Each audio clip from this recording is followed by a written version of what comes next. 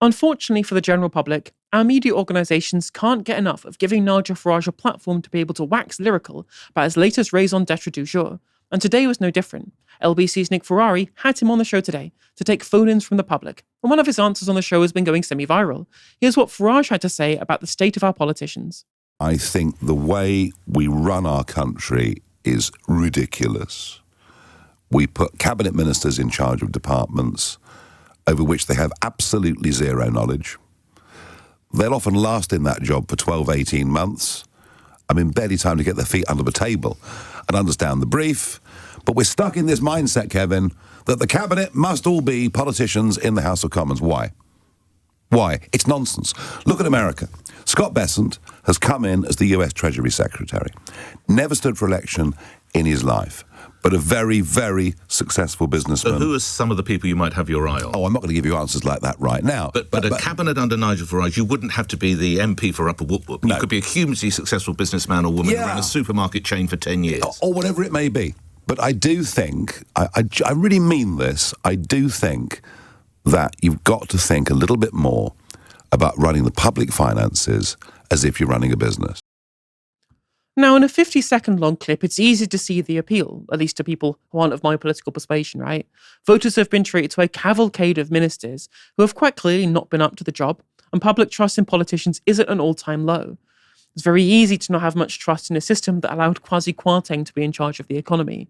Now, it is currently perfectly permissible to have industry experts in cabinet or ministerial positions under current parliamentary rules, through an appointment through the Lords. Look at current Prisons Minister James Timpson, who was brought in due to his personal expertise in hiring ex-offenders and chairing the Prison Reform Trust. It's an impressive resume, and so far he seems to have done a pretty good job given the absolute mess he was handed by the Tories. Although Farage's example is quite the opposite. US Treasury Secretary Scott Bessent has plunged the dollar to its worst start in any year since 1973, overseen historic Treasury sell-offs, and undermined confidence in the broader US economy with his scattershot international trade policy and tariffs. Also, as an aside, how very patriotic of Farage, not only to want us to copy the Americans, but also to sing the praises of an ex-employee of George Soros and one of the central figures who tried to destroy the British economy on Black Wednesday. So patriotic. The issue, of course, is that the government is not supposed to be run like a business for a lot of different reasons. First of all, governments have multiple priorities such as general well-being, human development, societal cohesion. Businesses have only one goal, which is to maximize profit for shareholders. Where a business would have to maximize efficiencies to do this, it has no other stakeholders. A government has to have redundancy to be able to respond to crises and the needs of its citizens. Government is there to mitigate the negative externalities of the market paradigm, which people who've only ever been in business would never understand. What Farage appears to be advocating for is a form of Hayekian technocracy. Now, for those who don't know, Friedrich Hayek was a neoliberal economist, well known for being an inspiration to Farage's hero, Margaret Thatcher. His theory was that democracy undermined the economy by allowing people to advocate for a distribution of resources that was politically rather than marketly distributed. The solution then follows is to instead have an economy managed by unelected expert technocrats rather than by politicians, solely concerned with maximizing market liberalism rather than social utility. So it's not surprising then to hear this kind of thing from Nigel Farage. The kind of people he shares his time in Parliament with and who donate to Reform UK have the most to gain from this. Bankers, financiers, property tycoons, and the rest of the economic elites. And what's more is that Reform aren't even shy about the fact that they're a party of the elites. Here is newly minted Reform MP Sarah Pochin expanding on what Zia Yusuf said on the Question Time about a party representing those who set their alarm clocks in the morning. Now, with this Labour government's policy and your constant attacking the wealthy and they're leaving this country in their droves, we know they are. It's fact. Well, okay, listen. That's where the taxes are going. What an ill-thought-through policy. I am so sick and tired of hearing the rich are just going to leave this country if we make them pay a little bit more tax. If that is the position, you and others may well stand up in the House of Commons, look straight at the camera at the British people and tell them I'm being held hostage by the super rich in this country because if I put up their taxes by 1 or 2%, they're going to leave this country. That's not how politics works. We're not held to hostage by billionaires who say, hey, if I have to pay more, then I'm going to leave this country. I'm sorry. I'm a patriot. I believe in this country. If these British folk so far. You can only push people so far. We have one of the lowest... People that get up and set their alarms in the morning, go out to work, employ people in this economy. What's really funny is it's the people who are out there employing people who don't set their alarm clocks in the morning. The kind of people who would benefit from Reform UK's policy, the super rich, the oligarchs, all these type of people, right? These people make money in their sleep. CEOs are the ones out there not actually going down and setting their alarm clocks to be able to get up, to be able to clock in for 9 a.m., 8:30 a.m., whatever it is, right? They're the ones who roll out of bed to go tippy-tappy on their MacBook in Starbucks, and they go to a couple of business meetings, and that's their work for the day. Right? The kind of people that she's talking about, the kind of people who they want to attract to be job creators, quote unquote, even though that is a very nebulous term, which misses out that it's demand that creates jobs in the economy rather than the kind of special brains of the entrepreneurs, right? Like, those are the people who are not represented by the term setting one's alarm clocks in the morning.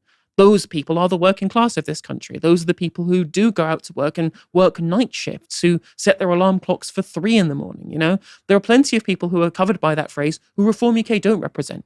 Because the biggest tax breaks in Reform UK's manifesto for the people, right, their contract, it was all to the biggest businesses, it was all to the super rich, right?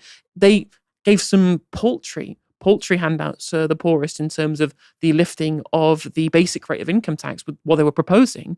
But that dwarfs, even in percentage terms, let alone nominal terms, from the big tax breaks that they were going to give to the richest. It's no wonder he praises the people who have Trump's economy under their fingertips, like Scott Besson, because they're the ones who are happy to have things like the Big Beautiful Bill, which is there specifically to transfer money from the poorest to the richest in terms of cutting public services that only the poor rely on to give tax breaks to the rich who would never use those public services in the first place.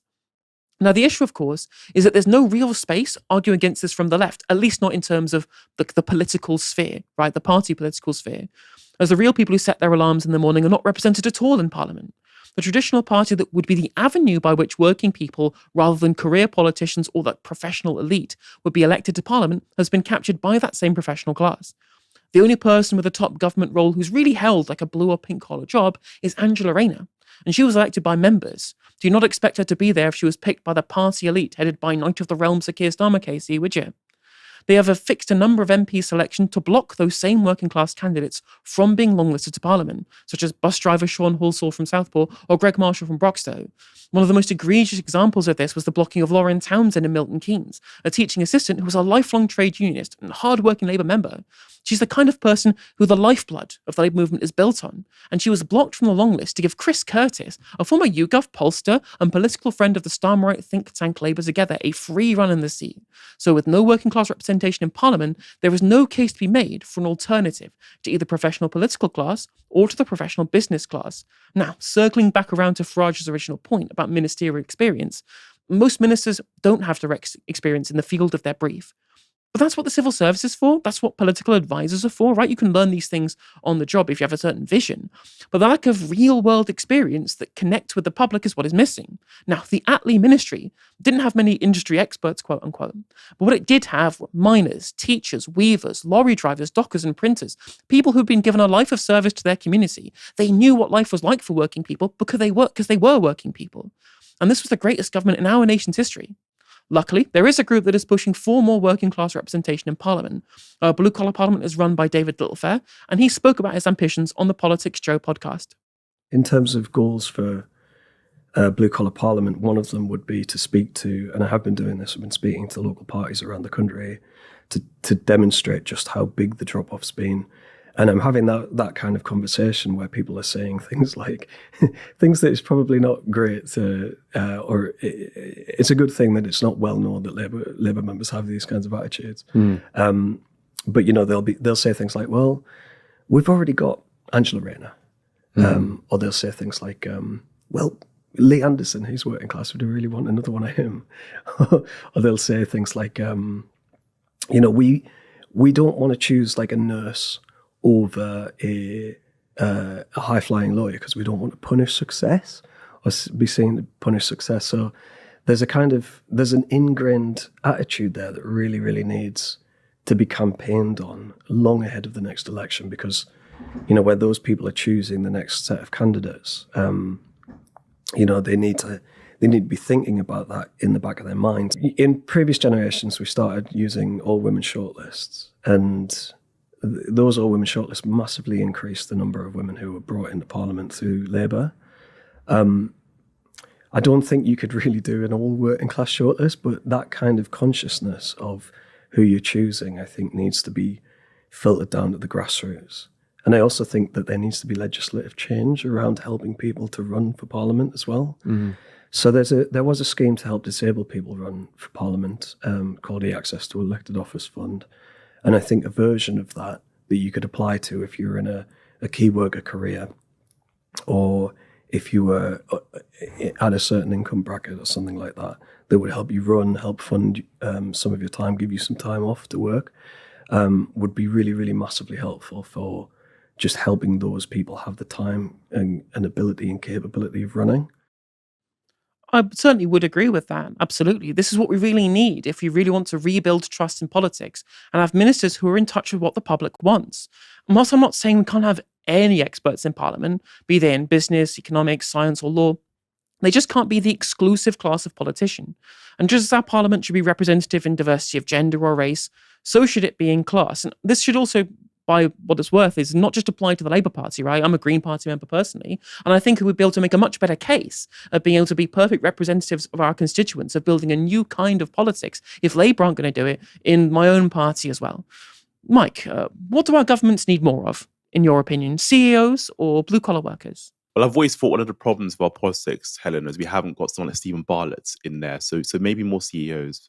But no, if I'm being serious here, I think one of the problems we have in our politics is the cost of politics when it comes to running for office, as we saw in that clip discussed briefly, is so high, right? So if you want to run for a seat, you have to often sacrifice tens of thousands of pounds in terms of earnings, so you can essentially devote a lot of your time to working that seat, right? Now, if it's a seat that's not particularly safe, you're going to have to probably sacrifice a lot more time to work that seat and to try and become the MP for that seat. Now, what that does is that locks out a particular class of people from running for office, right? That makes it easier for someone who's worked in business, maybe to run for office, someone who's worked in finance to run for office.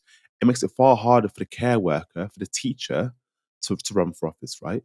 And when it comes to one of the problems in our politics, right, the reason why people have lost trust in politics is because so many of the decisions made by politicians, people think, well, actually, are these people, given their backgrounds in business and in finance, going to even feel the consequences of the decisions they make? Probably not, right? So people feel detached from the people that govern society. Let's be clear, the lifeblood of this country are the people that are working in care and in education and in retail, who are driving the night buses, who are driving the night tube, who are driving the trains up and down the country.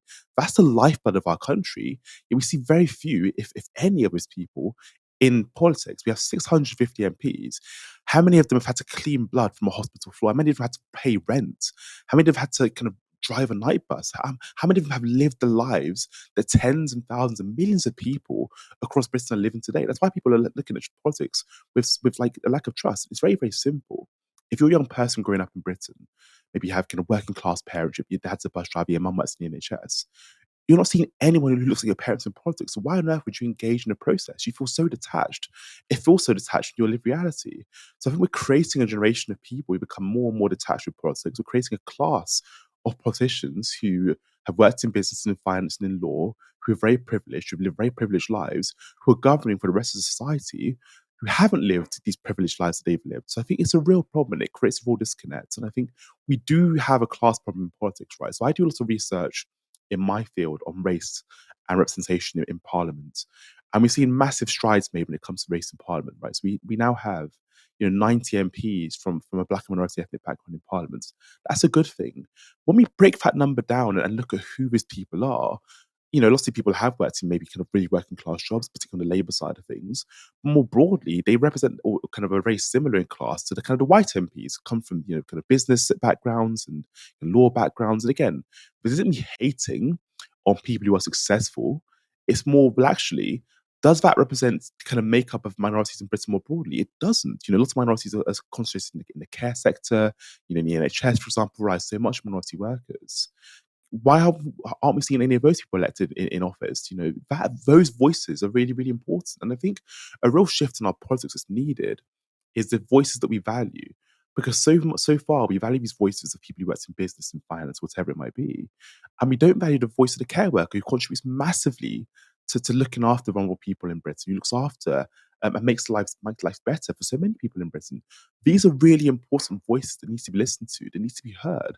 And if we want to have rapid transformation in terms of quality of policies and how well these policies meet the needs of British people, guess what?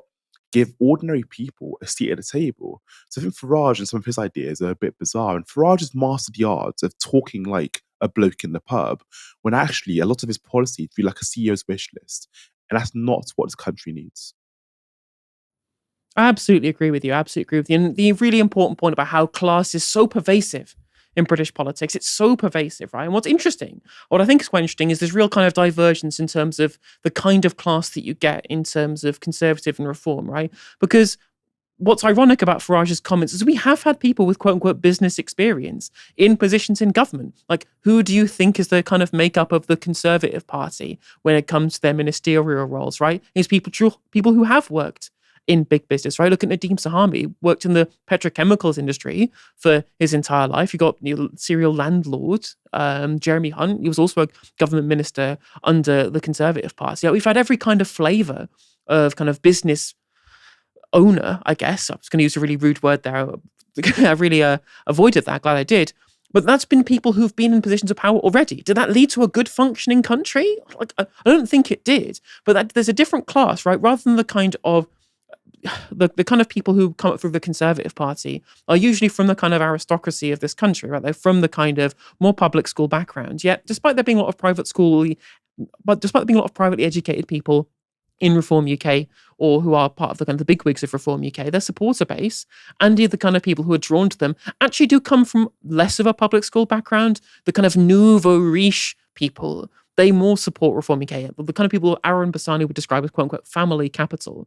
And so those are the kind of people who do see some level of support when it comes to wanting to bring in successful business people, right, who come from new money rather than the old money of the Conservative Party. So I guess there's that difference there. But regardless, right, we only are at this position where we're just deciding which kind of business people, which kind of professionals that we want to have in Parliament, because there is this real kind of classism against people running for Parliament whilst being just a normal working class person, right? These people have been completely removed.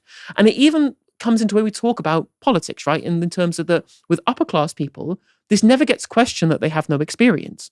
Like, that was Nigel Farage's main point, was we don't have ministers with experience. And you see this when it comes to Rachel Reeves. Like, I hate to defend her again for the second time this stream, but one thing that she keeps getting attacked for is her apparently having very little experience, being described as quote unquote Rachel from accounts.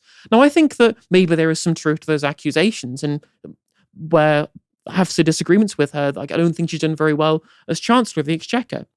But George Osborne was also Chancellor of the Exchequer. He had less experience in the region as Rachel Reeves did, right? That guy studied modern history, right? George Osborne did, and worked as a journalist. What economic experience does he have to be Chancellor of the Exchequer, right? Did anyone smear him as being George or Gideon from reception? Well, no, it's because he's upper class, right? He came from a public school background, he went to Oxford.